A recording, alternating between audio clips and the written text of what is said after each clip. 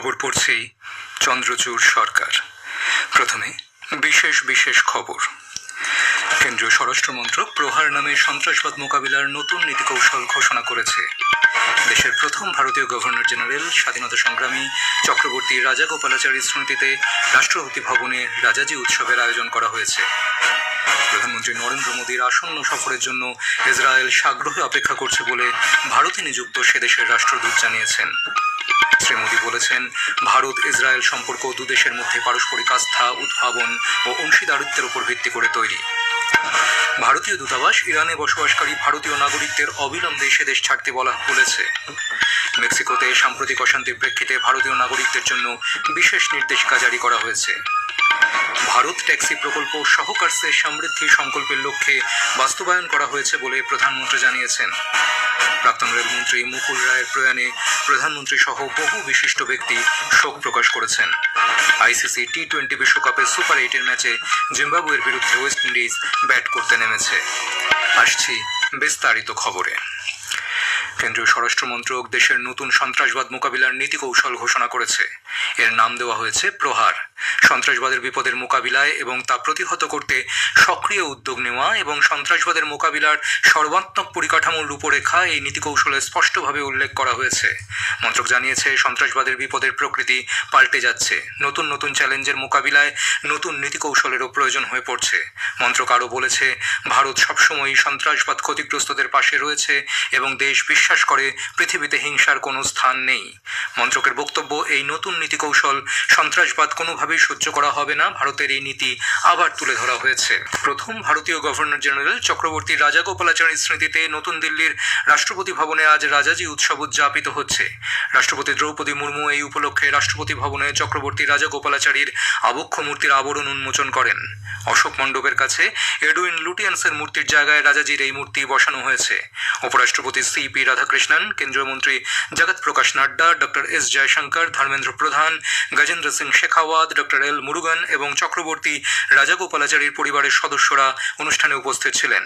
অনুষ্ঠানে রাষ্ট্রপতি বলেন, চক্রবর্তী রাজাগোপালাচারী ছিলেন বহুমুখী প্রতিভার অধিকারী। স্বাধীনতা সংগ্রাম, সামাজিক ও অর্থনৈতিক সংস্কার, রাজনীতি ও প্রশাসনিক ব্যবস্থায় তাঁর অবদান অনস্বীকার্য। রাজাজির আদর্শে কাজ করলেই তাঁর প্রতি প্রকৃত শ্রদ্ধা জানানো হবে। দেশের মানুষ রাজাজির জীবন থেকে শিক্ষা নিয়ে রাষ্ট্র প্রথম এই চেতনাকে পাথেয় করে এগিয়ে যাবে। आप राष्ट्रपति भवन में भारत माता के लिए सर्वस्व निछावर करने वाले परमवीर चक्र विजेताओं के चित्र शोभायमान है। भारत की शास्त्रीय भाषाओं के ग्रंथों में रचित महान ज्ञान परंपरा को संजोने वाले प्राचीन पांडुलिपियों से समृद्ध ग्रंथ कुटीर की स्थापना राष्ट्रपति भवन में की गई। ऐसे अनेक बदलाव राजा जी के चिंतन और जीवन के अनुरूप भारतीयता पर गौरव की चेतना को आगे बढ़ाते। প্রধানমন্ত্রী নরেন্দ্র মোদী বলেছেন, রাজাজি উৎসবের আয়োজন চক্রবর্তী রাজাগোপালাচারীর দেশের প্রতি অবদানের বিভিন্ন দিককে সামনে নিয়ে আসে। রাজাজি উৎসবের ভূয়সী প্রশংসা করে প্রধানমন্ত্রী সমাজ মাধ্যমের একাধিক বার্তায় বলেছেন, ঔপনিবেশিক মানসিকতা দূর করে দেশের ভবিষ্যৎ যারা গড়েছিলেন তাঁদের স্মৃতির প্রতি শ্রদ্ধা জ্ঞাপনই এই উৎসবের লক্ষ্য। শ্রী মোদী রাজাজিকে একজন দিকপাল পণ্ডিত, স্বাধীনতা সংগ্রামী, চিন্তক ও দক্ষ প্রশাসক হিসেবে বর্ণনা করে বলেছেন, রাজাজির জীবন সম্প্রীতি, প্রজ্ঞা ও দেশের প্রতি অঙ্গীকারের ভিত্তিতেই গড়ে উঠেছিল। ভারতে নিযুক্ত ইসরায়েলি রাষ্ট্রদূত রভেন আজার বলেছেন, প্রধানমন্ত্রী নরেন্দ্র মোদীর জন্য ইসরায়েল সাগ্রহে অপেক্ষা করছে। এই সপ্তাহে শ্রী মোদীর ইসরায়েল সফর। তাঁর এই সফরকালে দুটি দেশ আরও নির্ণায়কভাবে ভবিষ্যতে পথ অগ্রসর হবে। সমাজ মাধ্যমের এক বার্তায় রাষ্ট্রদূত আজার বলেছেন, এই সফর শুধুমাত্র এক বৈঠকই নয়, সমস্যাগুলি ভালোভাবে বুঝে পারস্পরিক আস্থার ভিত্তিতে যে অংশীদারিত্ব তার প্রতিফলন এই সফর। দুই দেশ মুক্ত বাণিজ্য করার পথে এগিয়ে চলেছে বলে উল্লেখ করে শ্রী আজার বলেন, প্রধানমন্ত্রী মোদীর সফরকালে ভারত ও ইসরায়েল নিরাপত্তা চুক্তি হালনাগাদ করে প্রতিরক্ষা অংশীদারিত্বকে আরও মজবুত করবে।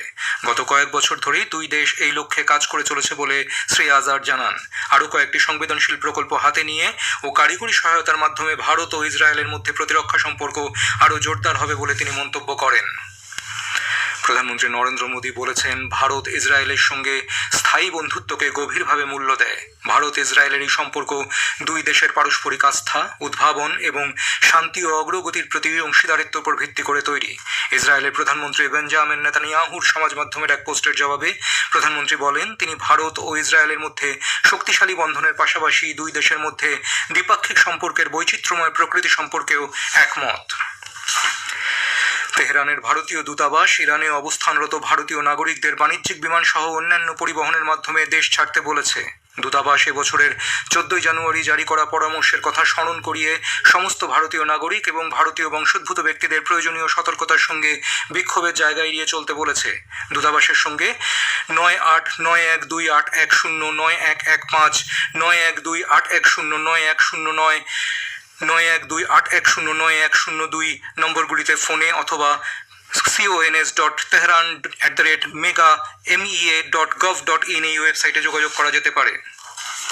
মেক্সিকোর বিভিন্ন স্থানে চলতে থাকা নিরাপত্তা অভিযান, সড়ক অবরোধ ও অপরাধমূলক কার্যকলাপের প্রেক্ষিতে সেদেশে অবস্থিত ভারতীয় দূতাবাস আজ সেখানে বসবাসকারী নাগরিকদের জন্য একটি নির্দেশিকা জারি করেছে।